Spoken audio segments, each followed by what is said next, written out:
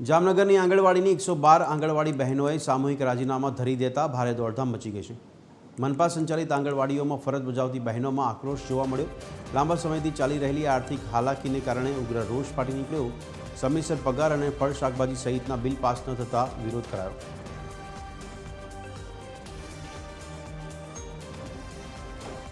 9 મહિનાથી અમારે બાળકોને જે ફૂડ બિલ આપવાના હોય એ અમને હજી સુધી નથી આપ્યા।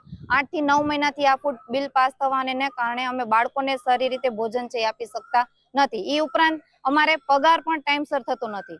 દરેક લોકોનો પગાર 1લી તારીખે થઈ જાય, અમારે 18 થી 19 તારીખ થઈ છે, હજી સુધી પગાર છે ગઈકાલ સુધી થયો નતો બરાબર। આ રીતના અમે કઈ રીતના બાળકોને પોષણ છે આપી શકીએ। એ ઉપરાંત અમારે FRS ની કામગીરી કરવાની છે, MMY ની કામગીરી કરવાની છે।